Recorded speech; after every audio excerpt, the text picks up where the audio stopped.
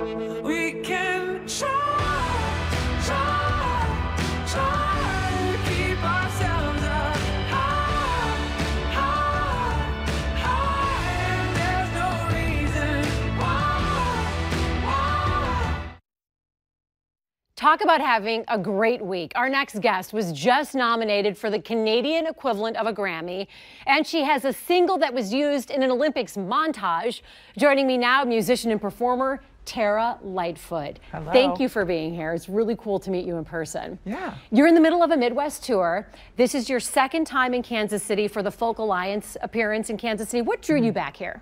I'd say Joe's gas station, the barbecue. It's so good. Yeah, I'm kidding though. Oh. Actually, Folk Alliance was amazing last year, and it got me a tour in Australia, which we went on in November. We were there for a whole month.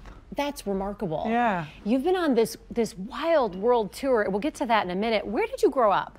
I grew up in Waterdown, which is near Hamilton, Ontario, which is near Toronto, Ontario, which maybe people here know. Did you always love music? Did you always know you wanted to be a musician? Yeah, like my grandmother was a musician, a pro.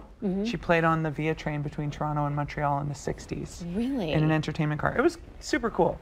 Super cool an job. entertainment car sounds so retro and amazing. Yeah, so that's exactly who I am. She had 7 children and like quit doing music, but I decided that I wanted to do it. So in a way, I'm taking up the family profession. One of the most interesting things that I read, your bio is really interesting, but one of the things that you've touted is that you once did a lap around the Great Lakes in 6 days on one of your Midwest tours. Yes. One, is this on foot? Or is this on bike? Is this in a car? What do you mean? Define do a lap.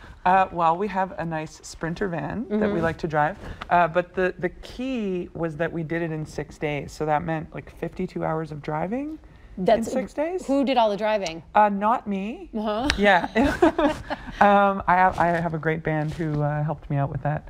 But the cool thing was being able to really soak into the Midwestern states, which I haven't really been to until the last year. Yeah. It's gorgeous. So I actually wrote a song on the new record for it. It's called Stars Over Dakota. And you pay tribute to the Midwest in that song, and that's so neat. It's always wonderful when an artist does that.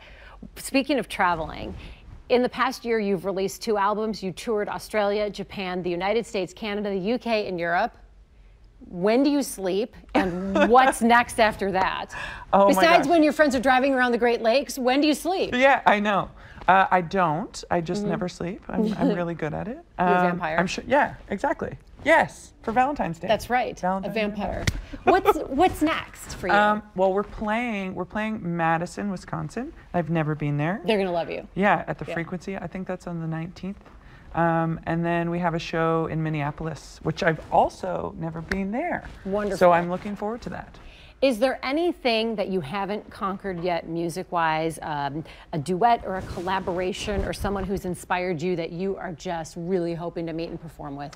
Well, a lot of them have already happened, which is amazing. In your career, you've already done all your dreams have come true? Many of my dreams have come true. Keep dreaming then, because maybe I didn't set big enough you've got goals. a good track record. Yeah. Let's see, who would my goal be? There's this woman named Allie X in LA who's a really cool songwriter. And I'd like to collaborate with her because she's like hip hop and like dance. Oh my gosh. Not my thing. That would be an interesting combination. It would be cool.